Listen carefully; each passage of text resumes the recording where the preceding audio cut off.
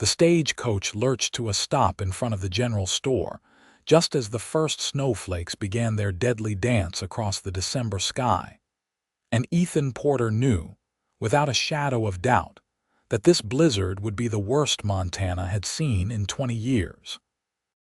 He pulled his coat tighter around his shoulders and squinted through the thickening white veil, watching as the driver climbed down and moved to open the passenger door. A woman emerged, clutching a worn carpetbag and a folded letter that fluttered dangerously in the wind.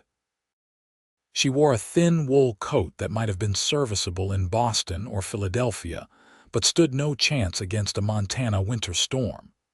Her dark hair whipped around her face as she looked around Park City with wide, uncertain eyes. Ethan recognized the look immediately. Mail-order bride.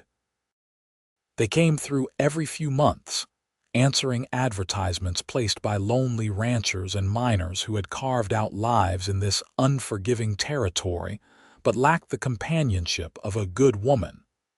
Most made it to their intended destinations. Some changed their minds and took the next stage back east.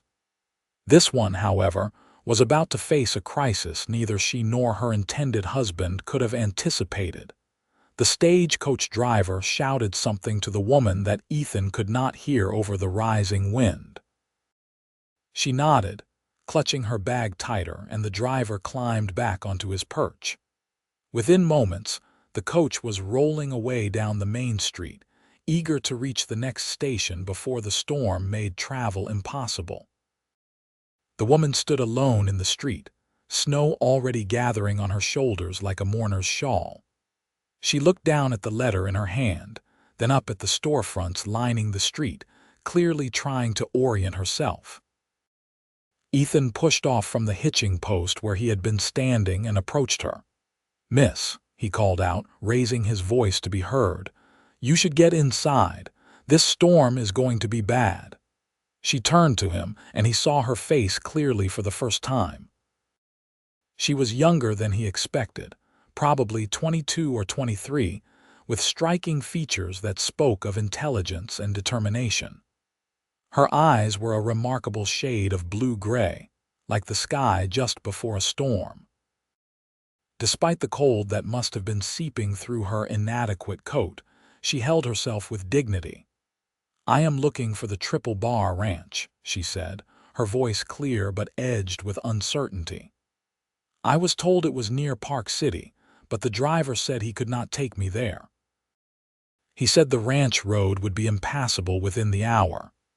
Ethan felt his stomach sink. He knew the Triple Bar Ranch. More importantly, he knew its owner, or rather its former owner. "Miss, who are you looking for exactly?" "Mr. Samuel Hendricks," she said, unfolding the letter slightly as if to verify the name. "We have been corresponding for 6 months. He sent me train fare, and I have come all the way from Pennsylvania to marry him." The wind gusted hard enough to make them both stagger. Ethan took her elbow to steady her and felt how badly she was already shaking. "Miss, we need to get you out of this cold right now. Come with me to the hotel. We can talk there."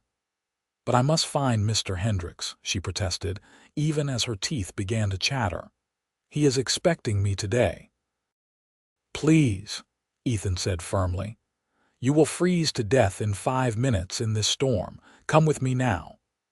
Something in his tone must have convinced her, because she allowed him to guide her across the street to the Park City Hotel.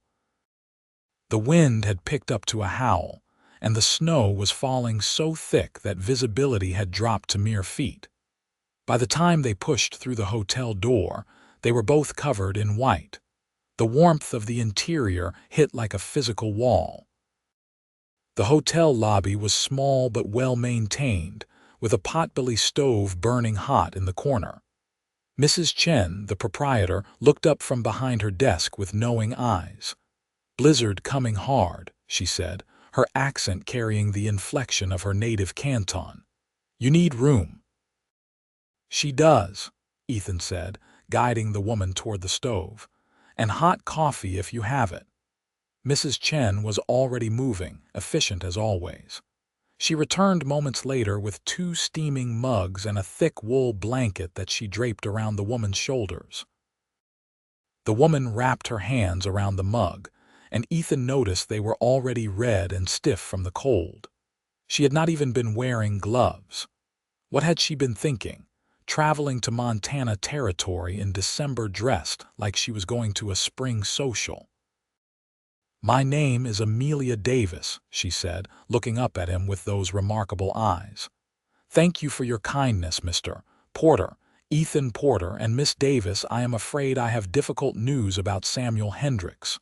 Her face went pale. "Is he injured?" "He passed away 3 weeks ago," Ethan said as gently as he could. "Riding accident. His horse spooked and threw him into a ravine. He died instantly." The mug slipped from Amelia's hands. It would have shattered on the floor, but Ethan caught it with reflexes honed by years of ranch work.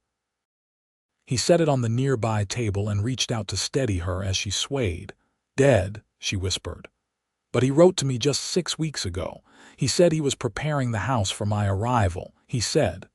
Her voice trailed off and she pressed a hand to her mouth. "Mrs. Chen appeared with a chair, and between them they got Amelia seated. The color was slow to return to her face. "I am very sorry," Ethan said, crouching beside her chair. "Did you have anyone else in Park City? Any other contacts here?" Amelia shook her head mutely. Then, as if the full weight of her situation was finally settling on her shoulders, she spoke in a hollow voice. "I spent every penny I had to come here. The train fare he sent covered the journey, but I used my savings for appropriate clothing and supplies. I thought I was coming to a new home, a new life. I have nothing to return to in Pennsylvania. My parents died 2 years ago, and my aunt who took me in made it clear that I was a burden. She was relieved when I told her about Samuel's proposal." The hotel door banged open, and 2 more people rushed in from the storm, shaking snow from their coats. Through the open door, Ethan could see that the street was already disappearing under white drifts. The storm was intensifying faster than even he had predicted. "You are stuck here for the duration," Mrs. Chen said matter-of-factly. "Nobody going anywhere tonight, maybe not tomorrow either." Ethan ran a hand through his hair, thinking quickly. Amelia Davis was in a dire situation. She was stranded in a town where she knew no one, with no money, no prospects, and winter settling in hard. The charitable thing would be to help her get back east, but the train would not run again until the spring thaw. That was 4 months away. She would need work, a place to stay, a way to survive until she could leave. But looking at her now, at the way she held herself together despite the shock and fear she must be feeling, at the determination in the set of her jaw even as her world collapsed around her, Ethan found himself thinking of something else entirely. He had come to town for supplies, intending to hole up at his ranch for the winter. The Crossed P was a solid operation, 400 acres of decent grazing land with a sturdy house and good outbuildings. He ran a small herd of cattle and a handful of horses, making a living that was comfortable if not extravagant. It was a lonely existence, especially in winter when the snow isolated him for weeks at a time. He had thought about placing an advertisement for a wife himself, but had never quite worked up the nerve. And now here was a woman who had traveled halfway across the country to marry a rancher she had never met. A woman who was brave enough to leave everything behind for the promise of a new life. A woman who was stranded and in need of help. "Miss Davis," he said slowly, the idea taking shape even as he spoke, "I have a proposition for you." She looked at him warily. "What kind of proposition?" "A practical one," he said. "You need a place to stay and a way to support yourself." "I have a ranch, a good one, but I am alone there and could use help managing the household. What if you came to work for me? Room and board plus wages. When spring comes, if you want to go back east, I will pay your train fare. But if you stay, well, we could see how things develop between us." The words came out more awkwardly than he intended, but Amelia was studying him with sharp intelligence. "You are suggesting I come work for you as a housekeeper?" "Yes, and maybe, if we get along, something more. I will not pressure you," he added quickly. "You will have your own room, your privacy. I am not the kind of man who would take advantage, but I figure we are both alone, both trying to make a life out here. Maybe we could help each other." "You do not know anything about me," Amelia said. "I know you are brave," Ethan replied. "I know you came all this way to make a new life. I know you are stranded and need help, and I am offering it with no strings attached except honest work. Everything else we can figure out as we go." Outside, the wind screamed like a living thing. The lights flickered as the storm battered the town. Mrs. Chen moved around the lobby, lighting extra lamps against the gathering darkness. Amelia looked down at her hands, at the letter that she still clutched, now crumpled and damp. When she looked up again, her eyes were wet but clear. "I do not have many choices, Mr. Porter. I accept your offer, but I want to be clear that I will earn my keep. I am not looking for charity." "Would not offer it if I did not need the help," Ethan said, which was not entirely true but seemed like the kind thing to say. "You will work hard. Ranch life is not easy, but you will be safe and fed, and come spring you will have options." Mrs. Chen appeared beside them. "You staying in town tonight?" Ethan considered.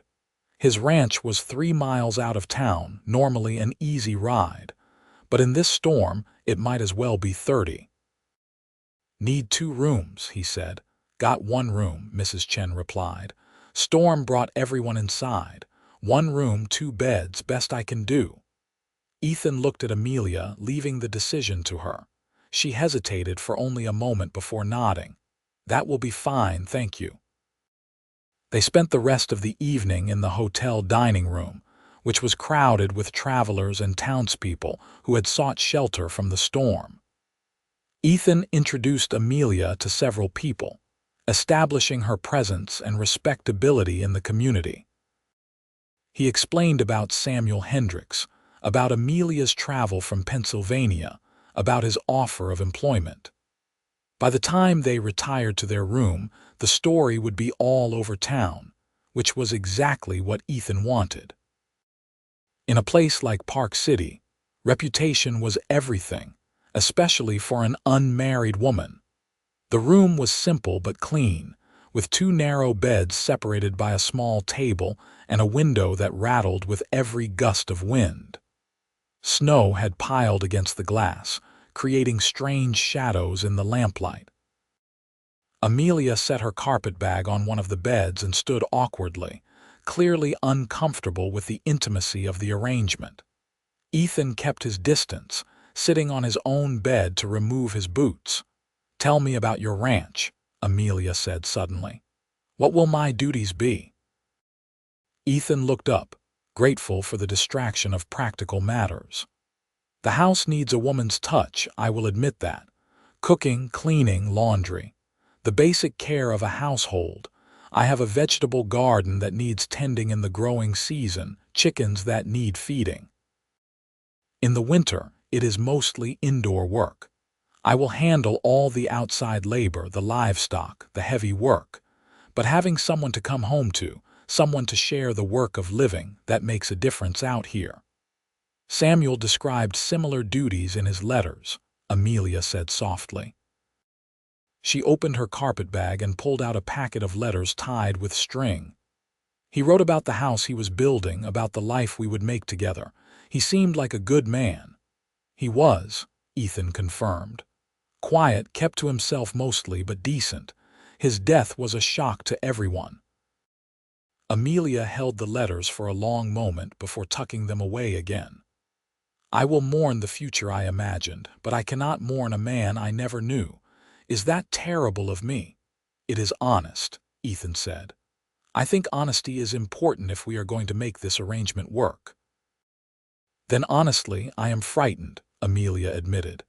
Everything I thought I knew about my future is gone. I am putting my trust in a stranger and hoping that you are the honorable man you seem to be. I am, Ethan said simply. My word on it. The wind howled outside and the lamp flickered.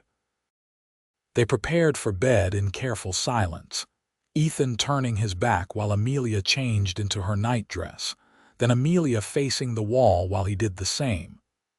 When the lamp was finally extinguished, the darkness was complete except for the faint white glow of snow against the window. Mr. Porter. Amelia's voice came soft through the darkness. Yes, thank you for helping me. I know you did not have to. You are welcome, Miss Davis. Try to sleep now. Tomorrow we will see about getting to the ranch, weather permitting. But the weather did not permit. The storm raged for 3 days straight, dropping snow measured in feet rather than inches. The entire town was paralyzed, with drifts reaching the eaves of buildings and the wind chilled deadly to anyone foolish enough to venture outside for more than a few minutes. Ethan and Amelia spent those 3 days getting to know each other in the strange intimacy of forced proximity. They took their meals in the dining room, played cards with other stranded travelers, and had long conversations about their lives and dreams.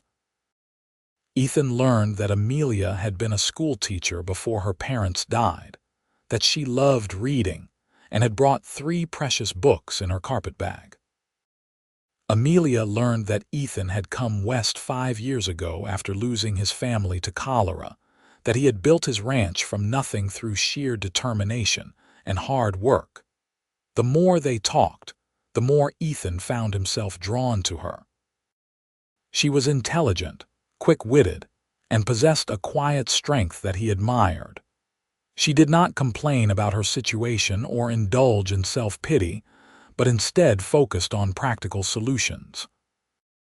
She asked detailed questions about the ranch, about the work that would be required, about the rhythms of life in Montana Territory.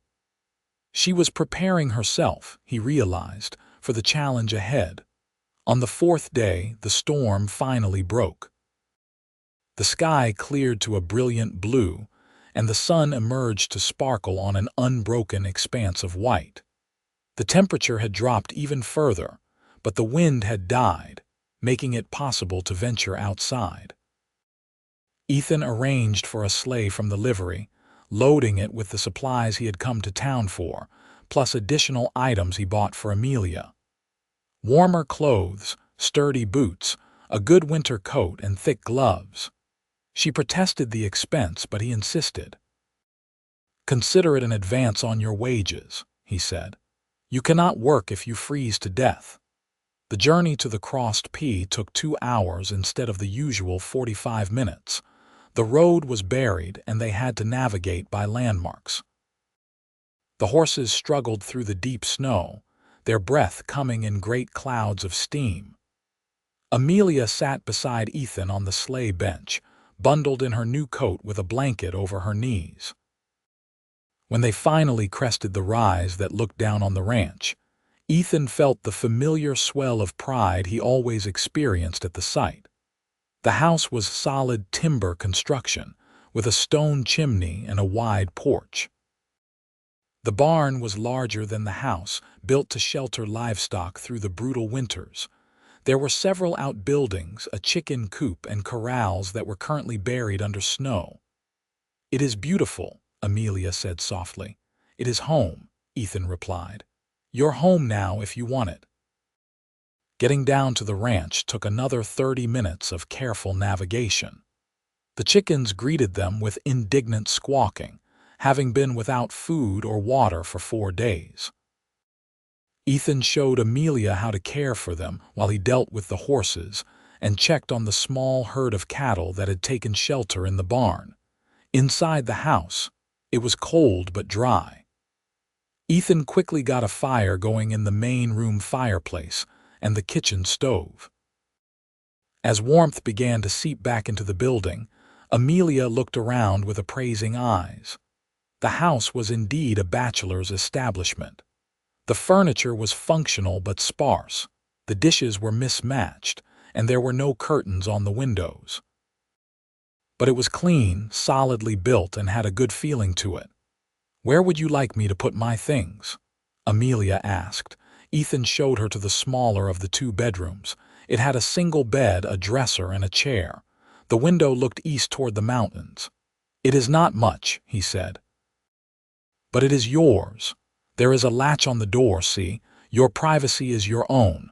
Amelia set down her carpetbag and turned to him. "Mr. Porter, I need to say something." "Ethan," he corrected. "We will be living together. Seems silly to stand on formality." "Ethan, then." "And you should call me Amelia." She took a breath. "I want to make this work. I have no other options, true, but more than that, I want to build a life here. I came west looking for a fresh start, and despite the tragedy of Mr. Hendrix's death, that has not changed. I will work hard. I will be a good housekeeper and a good companion, and if in time something more develops between us, I will be open to that. But I need time. I need to know you, to trust you. Can you give me that?" "Yes," Ethan said without hesitation. "I am not looking to rush anything. We have all winter to figure out if we suit each other, and if come spring you decide this is not the life you want, I will keep my promise to pay your way back east. Fair enough." Amelia held out her hand. "Then we have an agreement." Ethan shook her hand, feeling the strength in her grip. "We have an agreement." The days settled into a rhythm. Ethan woke before dawn to tend the livestock and handle the heavy outdoor work. Amelia rose shortly after to start breakfast and begin her household duties. They took their meals together, worked side by side when tasks required it, and spent the evenings reading by the fire or talking about their days. As December gave way to January, the cold deepened. There were days when the temperature dropped so low that breath froze in the lungs and metal became too dangerous to touch with bare skin. Ethan taught Amelia how to watch for signs of frostbite, how to layer clothing for maximum warmth, how to move efficiently in the deep snow. Amelia proved to be as capable as she had promised. She cooked well, kept the house spotless, and even took over the mending with a skill that impressed Ethan. She had a green thumb, evident in the way she fussed over the small pots of herbs she started on the kitchen windowsill, planning for spring planting. She was also unfailingly cheerful, finding joy in small things like the antics of the chickens or the way the sunset turned the snow pink and gold. But it was the quiet moments that Ethan treasured most. The evenings when they sat by the fire, Amelia reading aloud from one of her books while he worked on tack repair. The mornings when she handed him his coffee with a smile that seemed meant just for him. The nights when he lay in his bed, acutely aware that she was just a wall away, and found himself thinking not about the work waiting tomorrow but about the woman under his roof and the feelings growing in his heart.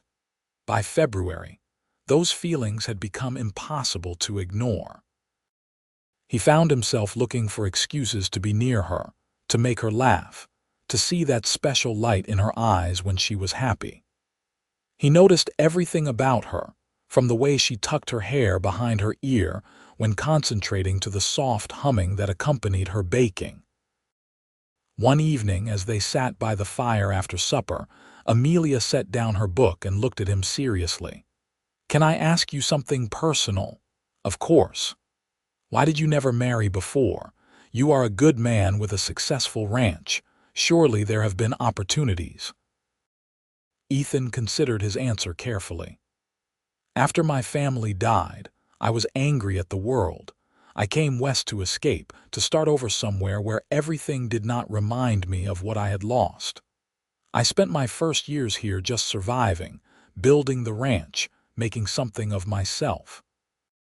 By the time I was ready to think about companionship, I guess I had gotten used to being alone. It seemed easier than risking my heart again." "And now?" Amelia asked softly. "Now I am glad I waited," Ethan said, meeting her eyes, Because if I had not, you would not be here." A flush rose in Amelia's cheeks, visible even in the firelight. "I am glad I am here too," she admitted. "These past 2 months, despite everything, have been some of the happiest of my life." "Is that strange?" "No," Ethan said.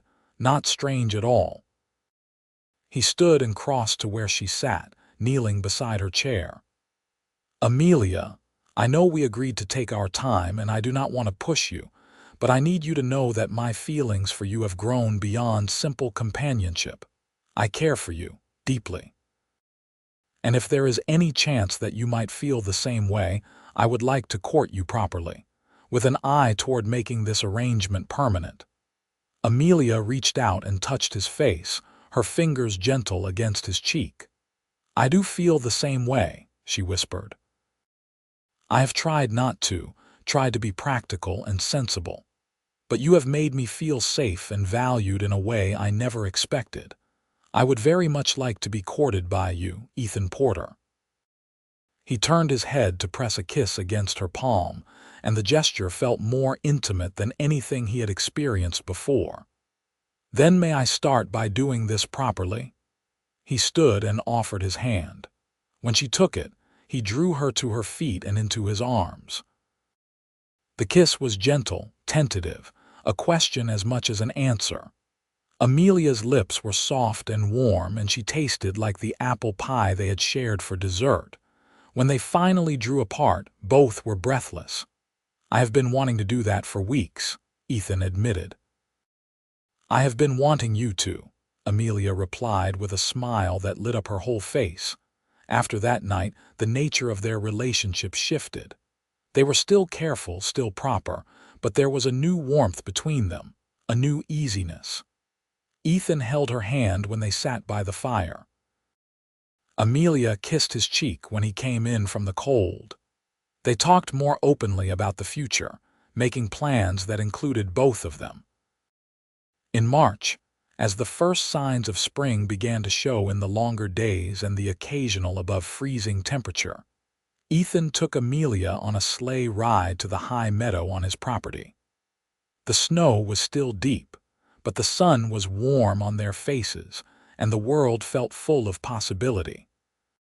He had packed a picnic basket, and they found a spot where the wind had cleared the snow from a flat rock. Spreading blankets, they sat together looking out over the valley. "This will all be green in a few months," Ethan said. "The wildflowers come up thick here. It is the prettiest spot on the ranch." "It is beautiful," Amelia agreed. Then, hesitantly, "Ethan, spring is coming. We need to talk about the future." His heart sank. Was she going to tell him she wanted to leave, that she had decided ranch life was not for her? What about the future? He asked carefully. "I want to stay," Amelia said firmly. "I want to make a life here with you, but I need to know what that means. Are we courting indefinitely, or is there an intention behind this?"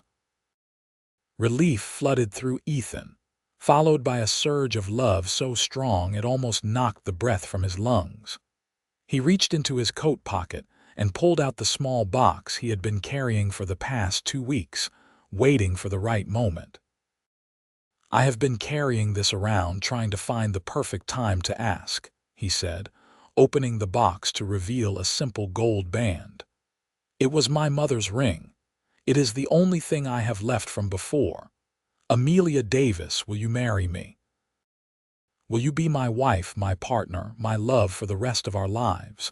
Tears streamed down Amelia's face as she nodded. "Yes," she said. "Yes, I will marry you." He slipped the ring onto her finger, and it fit perfectly, as if it had been made for her. Then he pulled her close and kissed her deeply, pouring all his love and hope and joy into that single moment. They were married 3 weeks later in a small ceremony at the church in Park City. Mrs. Chen served as witness, along with several ranchers Ethan had become friends with over the years. Amelia wore a simple blue dress that brought out the color of her eyes, and Ethan wore his best suit.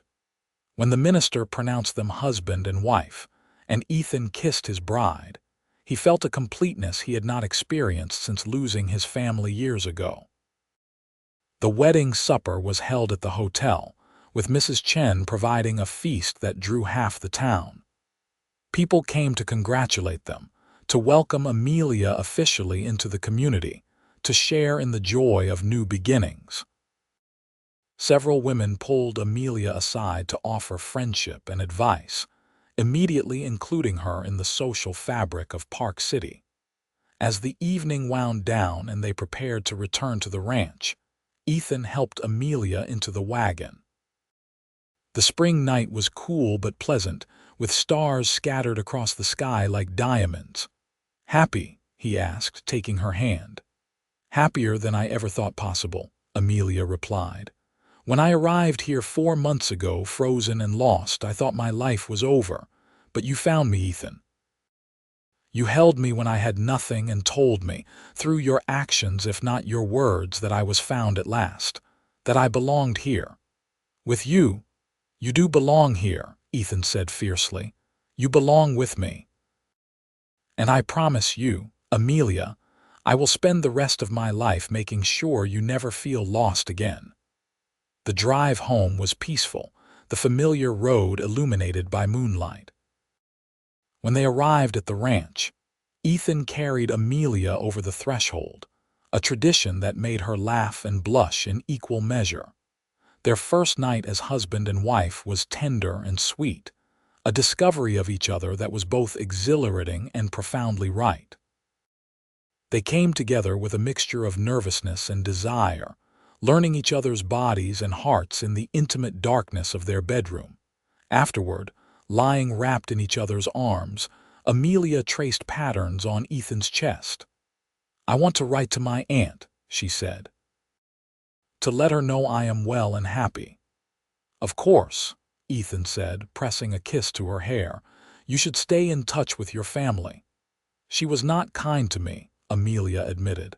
"After my parents died, she made it clear that she was doing me a favor by taking me in.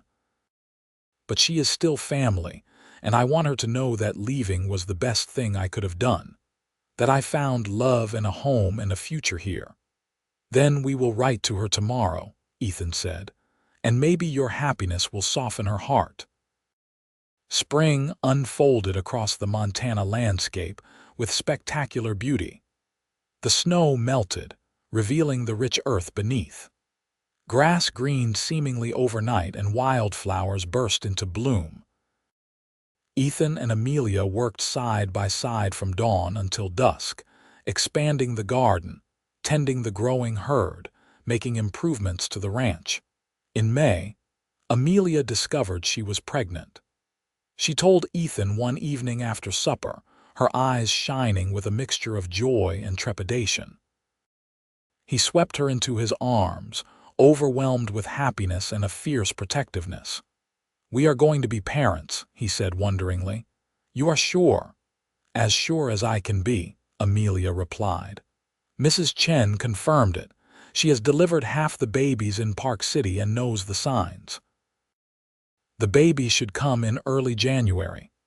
Ethan placed his hand gently on her still flat stomach. "A baby, our baby." The pregnancy progressed smoothly through the summer and fall. Amelia remained healthy and active, though Ethan fussed over her constantly, much to her amusement. They spent the warm months preparing for the baby's arrival, converting a corner of their bedroom into a nursery area, and gathering the supplies they would need. The women of Park City rallied around Amelia, throwing her a quilting bee where they created a beautiful blanket for the baby. They shared advice, stories, and support, welcoming her fully into their circle.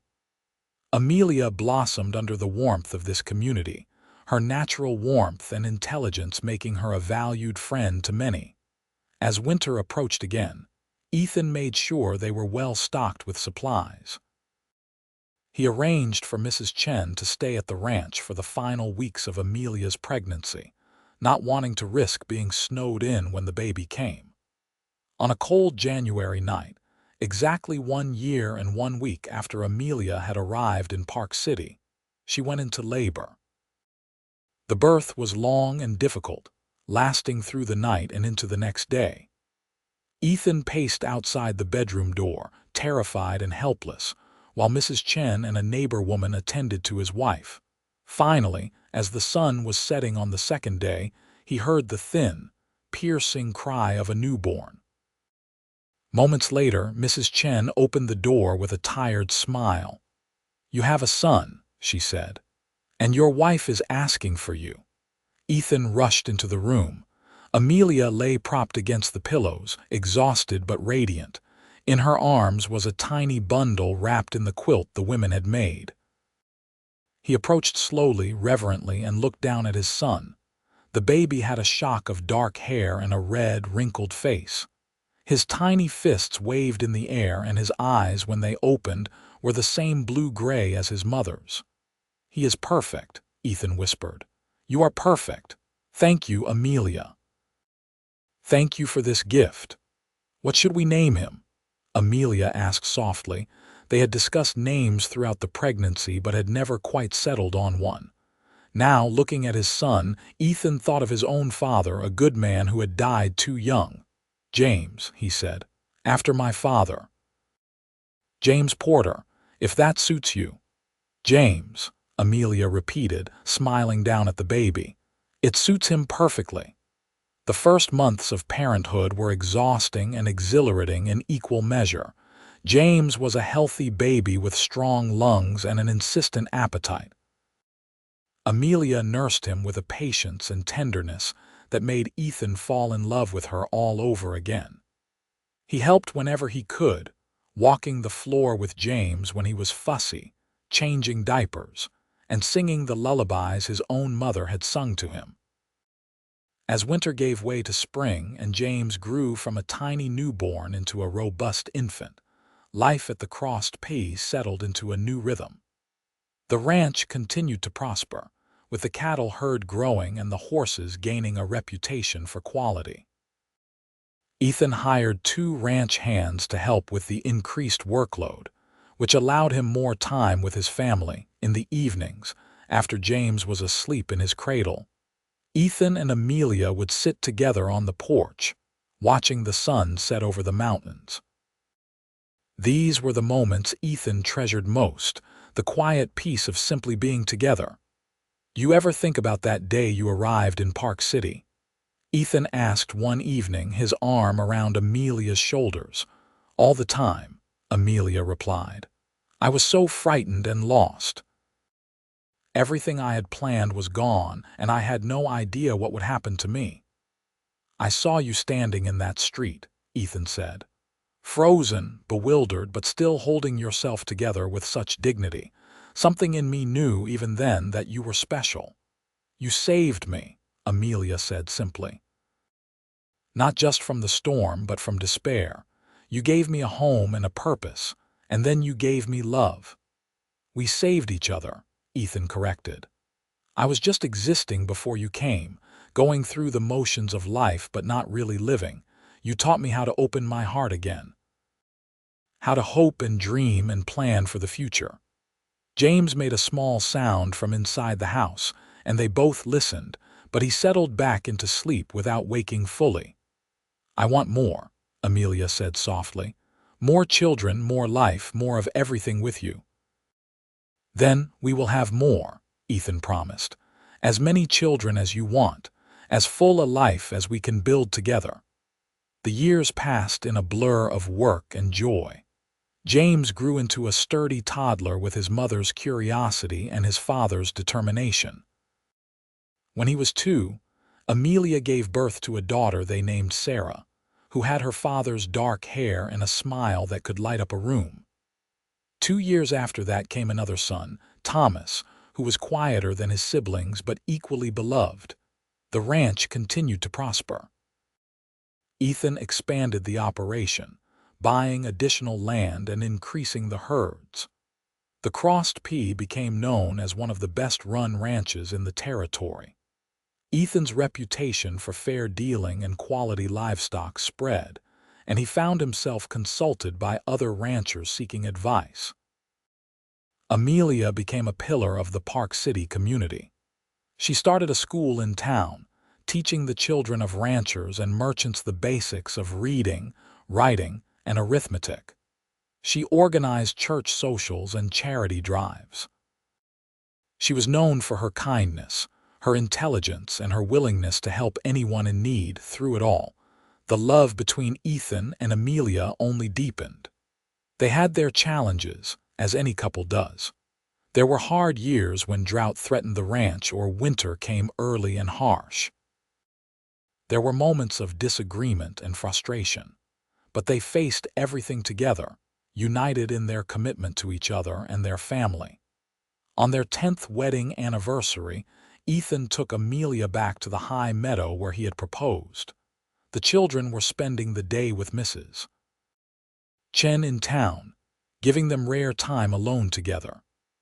The meadow was in full bloom, exactly as Ethan had described it all those years ago, carpeted in wildflowers of every color.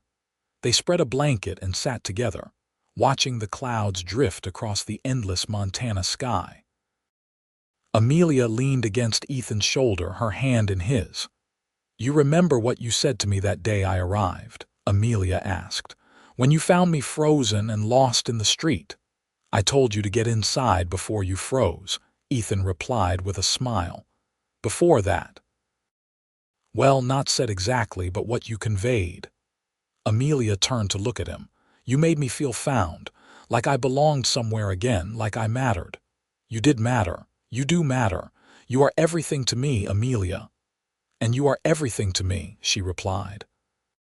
"I came west looking for a new life, but I found so much more. I found home. I found purpose. I found a love deeper than I ever imagined possible. I found myself." Ethan pulled her close, breathing in the familiar scent of her hair. "I love you," he said. "I loved you when you stepped off that stagecoach, frozen and determined. I loved you when you agreed to come to the ranch despite all the reasons you should not have trusted me. I loved you on our wedding day, and when you gave birth to our children, and every single day in between. And I will love you until my last breath." "And I love you," Amelia whispered. "Always." They sat together in the meadow until the sun began to set, painting the sky in shades of pink and gold. The future stretched before them, full of promise and possibility. There would be more challenges, more joys, more of the everyday miracles that made up a life well lived. But they would face it all together. The mail-order bride who had arrived frozen and lost, and the cowboy who had held her and shown her, through actions and words and unwavering love, that she was found at last. The journey back to the ranch was peaceful, the horses knowing the way home without guidance. As they crested the final rise, Ethan pulled the wagon to a stop for a moment, looking down at the ranch spread out below them. The house had been expanded over the years, with an additional bedroom wing and a larger kitchen. The barn had been rebuilt and improved. New corrals and outbuildings dotted the property. It was a prosperous, well-maintained operation, a testament to years of hard work and dedication. But more than that, it was home. It was where their children were growing up, where memories were being made, where love lived in every corner and every beam. "What are you thinking?" Amelia asked, following his gaze. "That I am the luckiest man alive," Ethan replied honestly. "That everything I have, everything I am, everything that matters is right here with you." Amelia squeezed his hand. "Let us go home," she said. "Our children will be waiting." They drove down to the ranch as the last light faded from the sky. Inside the house, which they could see from the warm glow of lamplight in the windows, their life awaited. A life built on love and trust, on shared dreams and mutual respect, on the foundation of that cold December day when two strangers had become each other's salvation. The months and years continued to unfold with their mixture of ordinary days and extraordinary moments. James grew into a responsible young man who shared his father's love of the land. At 15, He was already a skilled horseman and took on more and more of the ranch responsibilities. He had his mother's sharp mind and his father's steady temperament, a combination that served him well. Sarah, at 13, was showing signs of following in her mother's footsteps. She loved learning and teaching others, often helping the younger children in town with their lessons. She had a gift for music and could coax beautiful melodies from the old piano Ethan had surprised Amelia with on their 5th anniversary. Thomas, at 11, was the dreamer of the family. He loved to draw and paint, capturing the beauty of the Montana landscape in sketches that showed remarkable talent. Ethan and Amelia encouraged all their children's interests, wanting them to grow into whoever they were meant to be. In the spring of their 15th year of marriage, a letter arrived that brought news from Pennsylvania. Amelia's aunt had passed away, leaving Amelia a small inheritance. More significant than the money was the letter that accompanied the legal documents. It was from a cousin Amelia barely remembered, expressing regret for how Amelia had been treated and admiration for the life she had built in Montana. The letter included several photographs of Amelia's parents that the aunt had kept, precious images that Amelia had thought lost forever. She wept when she saw her parents' faces again, and Ethan held her as she cried. They were tears of grief for what had been lost, but also tears of healing. She showed the photographs to the children, telling them stories about their grandparents, keeping that family history alive. "They would have been so proud of you," Ethan said that night as they lay in bed. "Of the woman you became, the family you built, the life you made." "I like to think they had a hand in guiding me here," Amelia replied. "That somehow they knew this was where I needed to be. With you." As Montana Territory moved toward statehood, Park City grew from a small frontier town into a thriving community. The railroad extended its lines closer, bringing easier access to markets and materials. The town gained a proper school building, a larger church, and several new businesses. Through it all, the Crossed P remained a cornerstone of the local economy and community. Ethan served on the town council, helping to guide Park City's growth while preserving the values that made it special. Amelia continued her teaching and expanded her charitable work, helping to establish a library and a women's aid society. Together, they were respected and beloved figures in the community. On their 20th anniversary, they renewed their vows in the same church where they had been married. Their children stood up with them, along with friends who had become family over the years. Mrs. Chen, now elderly but still sharp as a tack, attended with her own grown children and grandchildren. The celebration afterward was a grand affair, with half the county in attendance. There was music and dancing, abundant food, and toasts that grew more sentimental as the evening wore on. But the moment Ethan treasured most came late in the night, when most of the guests had departed, and he and Amelia stepped outside for a breath of air.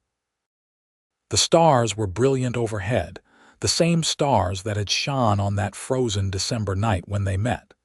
Ethan pulled Amelia into his arms and they swayed together to the faint music drifting from inside.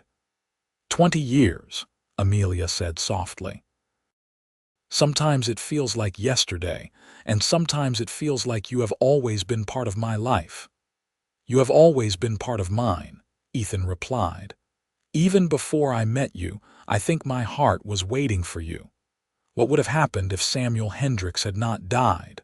Amelia wondered.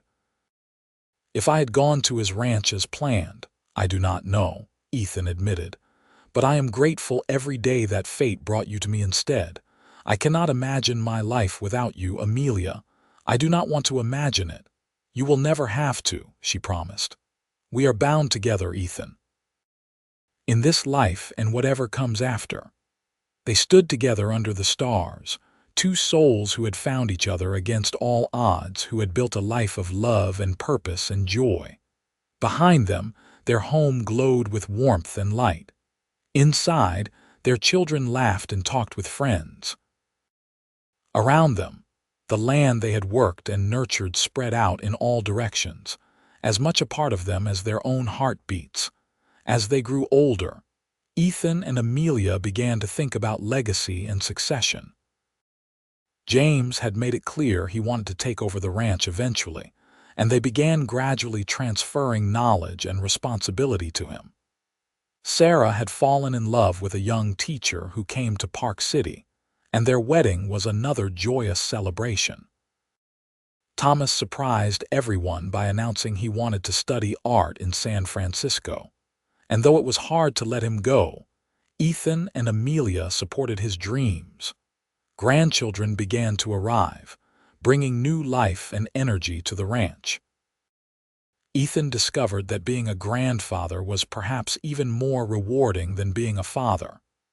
He could spoil these little ones and then hand them back when they got fussy, though in truth he rarely wanted to let them go. Amelia glowed with happiness as she taught her grandchildren the same songs and stories she had shared with her own children. On a warm summer evening, when Ethan was in his late 50s and Amelia in her early 50s, they sat together on the porch swing he had built years ago. 3 grandchildren were playing in the yard under the watchful eye of James's wife. The sun was setting in a spectacular display of colors, and the air was sweet with the scent of Amelia's roses. "You ever regret it?" Ethan asked suddenly. "Coming west, I mean. Leaving everything you knew for such an uncertain future." Amelia looked at him in surprise. "Never," she said firmly. "Not for a single moment. Why would you ask such a thing? I just wonder sometimes if you ever think about what your life might have been like if you had stayed in Pennsylvania. If you had found a different way forward after your parents died." "I would have been miserable," Amelia said without hesitation. "I would have married some shopkeeper or clerk because it was expected, lived a small, constrained life, and died never knowing what I was capable of. Coming west was the bravest thing I ever did, but it led me to you and to this." She gestured at the ranch, the grandchildren, the life they had built. "This is everything I never dared to dream of. You are everything I never dared to dream of." Ethan felt his throat tighten with emotion. Even after all these years, she could still move him to tears with her words. "You saved me," he said roughly. "I was half alive before you came, going through the motions but not really feeling anything. You taught me how to live again, how to love again." "We saved each other," Amelia corrected, echoing his words from so long ago. "That is what love does. It rescues and redeems. It makes us better than we were alone." They sat in comfortable silence, watching their grandchildren play. One of the little ones, a girl of about 4, ran up to the porch with a fistful of wildflowers clutched in her chubby hand. "For you, Grandma," she announced, presenting the slightly wilted bouquet to Amelia. "They are beautiful, sweetheart," Amelia said, accepting the flowers with appropriate reverence. "Thank you." The child beamed and ran back to her play. Ethan watched Amelia arrange the flowers in a glass of water, her face soft with love. She caught him looking and smiled. "What?" she asked. "Just admiring my wife," Ethan replied. "You are as beautiful now as you were the day I met you." "I am old and gray," Amelia protested, but she was pleased nonetheless. "You are distinguished and dignified," Ethan corrected, "and more beautiful to me every day." As Montana achieved statehood and the new century approached, change continued to sweep across the West. The frontier was closing, the wild places becoming tamed and settled. But the crossed P remained a constant, a piece of the Old West preserved through careful stewardship and deep love of the land. Ethan began to slow down, the years of hard physical labor taking their toll on his body. He turned over more and more of the day-to-day operations to James, who proved himself a worthy successor. Ethan found he did not mind the slower pace. It gave him more time with Amelia, more time to simply enjoy the life they had created. On a crisp autumn afternoon, Ethan and Amelia took a ride out to the high meadow. They did not come as often anymore, the journey being more difficult than it once was, but Ethan had wanted to see it one more time before winter set in. The meadow was not in bloom, the wildflowers long since gone to seed, but it was still beautiful in its stark simplicity. They spread a blanket and sat together, looking out over the valley. "You remember the first time we came here?" Amelia asked. "When you proposed?" "I remember everything about that day," Ethan replied. "How nervous I was, how afraid you might say no, how perfect the ring looked on your finger, how it felt to kiss you and know that you were going to be mine. I was yours from the moment you took my elbow that first day and refused to let me freeze to death in the street," Amelia said with a smile. "I just did not know it yet." "I knew," Ethan admitted. "Or at least I hoped. There was something about you, Amelia. Something that called to me on a level I did not even understand. I had to help you. I had to keep you with me. And when you agreed to come to the ranch, I promised myself I would do everything in my power to make you glad you stayed. You have kept that promise every single day of our marriage," Amelia said, taking his hand. "You have given me a life beyond my wildest dreams. You have been my partner, my lover, my best friend. You have been the father to our children and the grandfather to our grandchildren that every family deserves. You have been my home, Ethan." "And you have been mine," Ethan replied, his voice thick with emotion. "You are my home, Amelia. Wherever you are, that is where I belong." They sat together as the sun began to set. Two people who had started as strangers and become one heart beating in two bodies. They had weathered storms both literal and figurative. They had known joy and sorrow, triumph and loss, the everyday miracles and challenges that made up a life.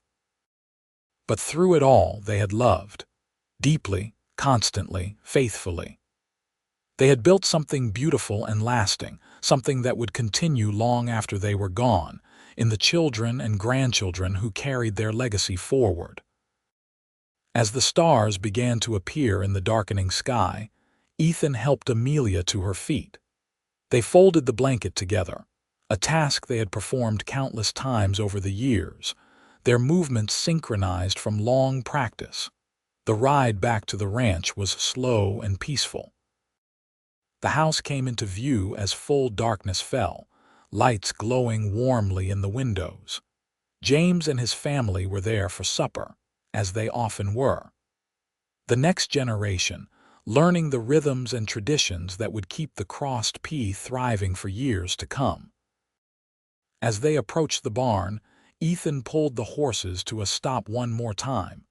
He turned to Amelia, taking both her hands in his. "Thank you," he said simply. "For what?" Amelia asked. "For stepping off that stagecoach, for being brave enough to take a chance on a stranger. For building this life with me, for loving me, for everything, Amelia, thank you for everything." Tears sparkled in Amelia's eyes, catching the light from the house. "Thank you for finding me," she whispered. "Thank you for holding me when I was lost and showing me that I was found. Thank you for being the man I never knew I needed but cannot imagine living without.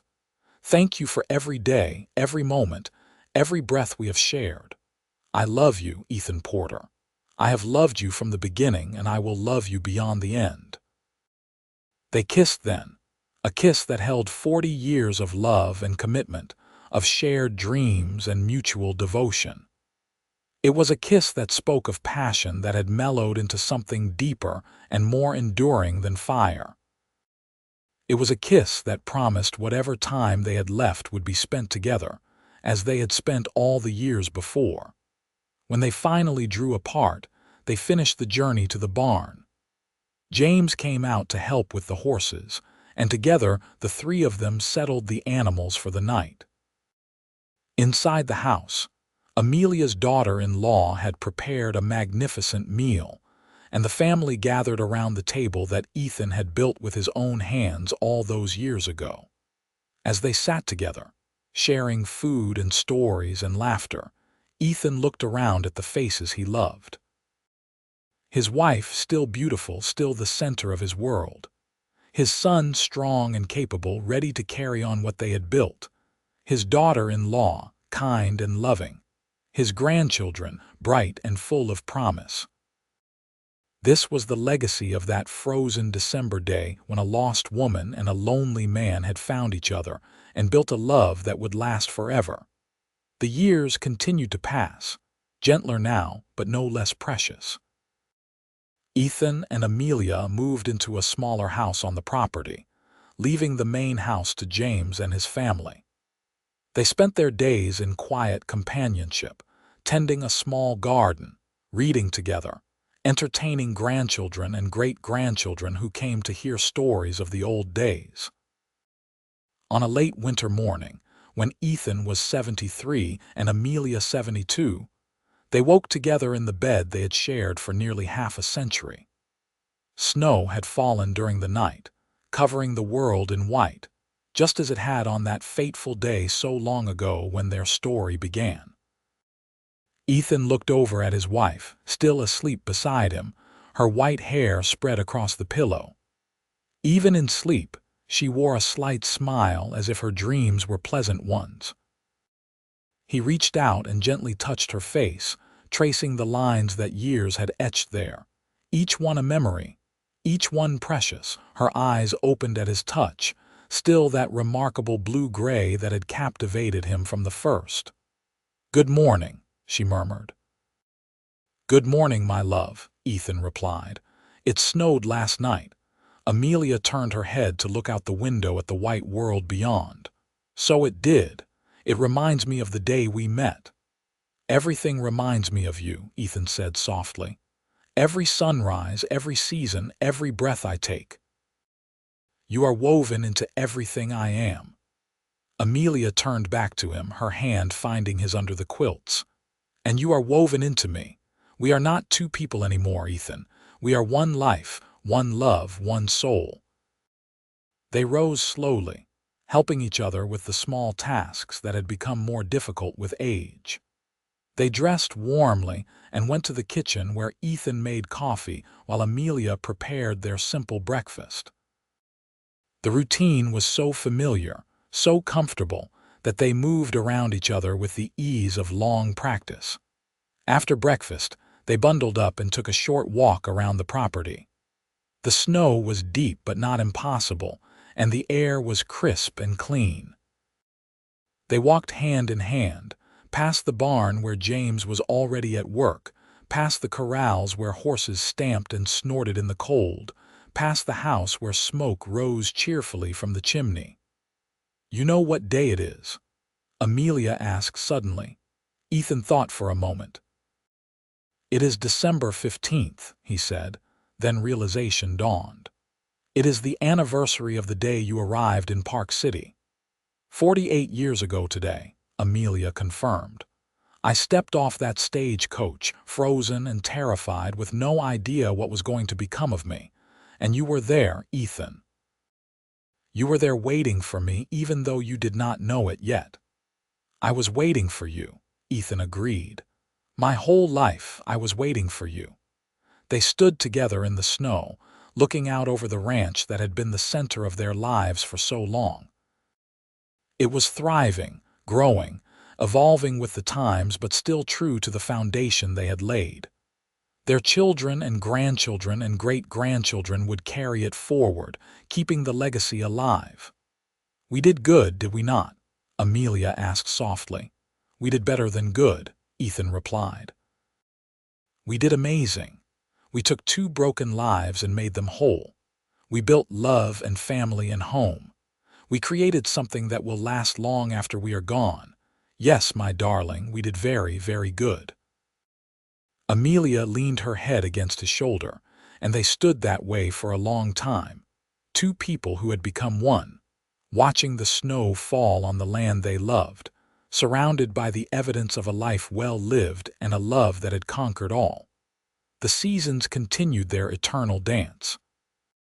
Spring came again, bringing new life and new beginnings. Summer blazed hot and bright. Fall painted the mountains in gold and red. Winter returned with its mantle of white. And through it all, Ethan and Amelia remained, growing older but never growing apart, their love the constant in a changing world. When their 50th wedding anniversary arrived, the family threw a grand celebration. People came from all over Montana, friends and neighbors and distant relatives, all wanting to honor the couple who had become legendary in the region. There were speeches and toasts, music and dancing, laughter and happy tears. But the moment that mattered most to Ethan and Amelia was a quiet one, late in the evening when they slipped away from the party to walk down to the stream that ran through the property.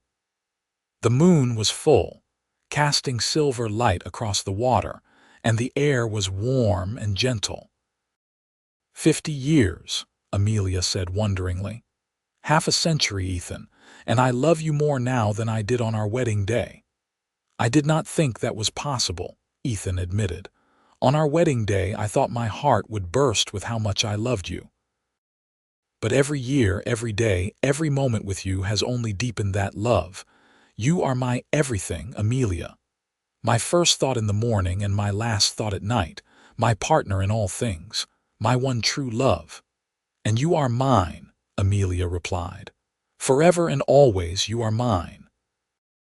They kissed in the moonlight, two people who had found each other against all odds and built a love that would echo through the generations. When they finally returned to the party, hand in hand as always, their family surrounded them with love and celebration. The final years were peaceful ones. Ethan's health began to fail slowly, his body finally succumbing to the toll of a life of hard work. Amelia nursed him with tender devotion, refusing to leave his side. Their children and grandchildren visited often, filling their days with love and laughter. On a spring morning when the wildflowers were just beginning to bloom in the high meadow, Ethan woke to find himself weaker than he had been. He knew, with the certainty that comes at the end of a life well lived, that his time was drawing to a close. Amelia was beside him, as she had been every morning for 52 years. She saw the knowledge in his eyes and took his hand, her grip still strong despite her own advanced age. Not yet, she said fiercely. You are not leaving me yet, Ethan Porter. I do not want to, Ethan said, his voice weak but clear. I never want to leave you, Amelia, but I think the choice is not mine to make any more. Tears streamed down Amelia's face, but she did not look away. Then know this, she said. Every day with you has been a gift, every moment a treasure.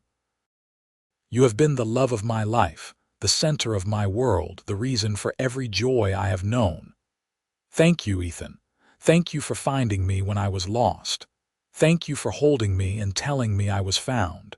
Thank you for loving me so completely, so perfectly. Thank you for our life together. It has been my greatest honor, Ethan whispered.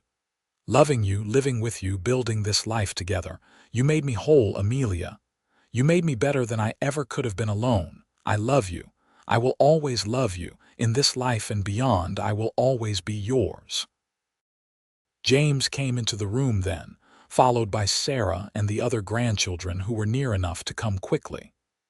They gathered around the bed, surrounding Ethan and Amelia with their love and presence. Ethan looked at each of them in turn, his children and grandchildren and great-grandchildren, the legacy of love that he and Amelia had created. Take care of her, he said to James. Take care of your mother for me. Always, James promised, his own face wet with tears. Ethan turned back to Amelia, using the last of his strength to bring her hand to his lips. My love, he whispered. My heart, my home. My everything, Amelia whispered back. Go in peace, my darling. I will be with you again before you know it. Wait for me. Forever, Ethan promised. I will wait for you forever. His eyes closed and his breathing grew shallow. Amelia held his hand and talked to him softly, telling him again all the ways she loved him, all the memories they had made, all the reasons she was grateful for every moment they had shared. As the sun rose higher, painting the sky in shades of pink and gold, Ethan Porter drew his last breath. He passed peacefully, surrounded by love, his hand held by the woman who had been his partner for more than half a century. The grief was profound, but so too was the celebration of a life well lived, and a love that had been true and deep and lasting. Ethan was buried in the small cemetery overlooking the ranch, with a simple stone that bore his name, his dates, and the inscription Amelia chose. Beloved husband, father, grandfather. He was found, and he found his way home. Amelia lived for 3 more years, staying active and engaged with her family and community. She still taught the young children in town, still tended her garden, still participated in all the rhythms of ranch life. But those close to her could see that part of her had gone with Ethan, and she was simply waiting for the day when she could join him. That day came on a December morning, almost exactly 55 years after she had first arrived in Park City. She went to sleep the night before and simply did not wake up. She died peacefully in her sleep, a slight smile on her face, as if she had seen something wonderful in her dreams. Her family found a letter on her bedside table, addressed to all of them. In it, she thanked them for the love and joy they had brought to her life. She talked about the lessons she hoped she had taught them, about the importance of love and family and staying true to your values. She told them not to grieve, for she was going home to Ethan, to the man who had saved her and loved her and made her life complete. Amelia was buried beside Ethan, under the Montana sky they had both loved so dearly. Her stone matched his with the simple inscription, beloved wife, mother, grandmother. She was lost, then found, then home at last.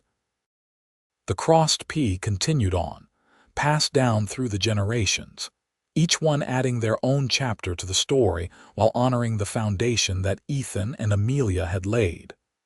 The ranch thrived and grew, adapting to changing times but never losing sight of the values that made it special. And sometimes, on quiet evenings when the sun sets just right over the mountains, those who work the land swear they can feel a presence.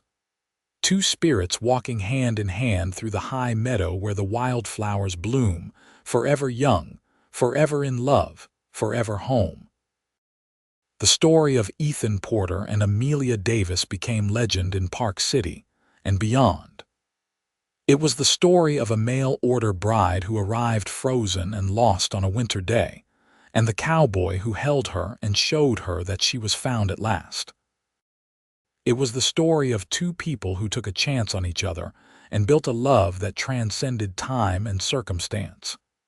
It was a story of hope and healing, of faith and devotion, of the transformative power of love.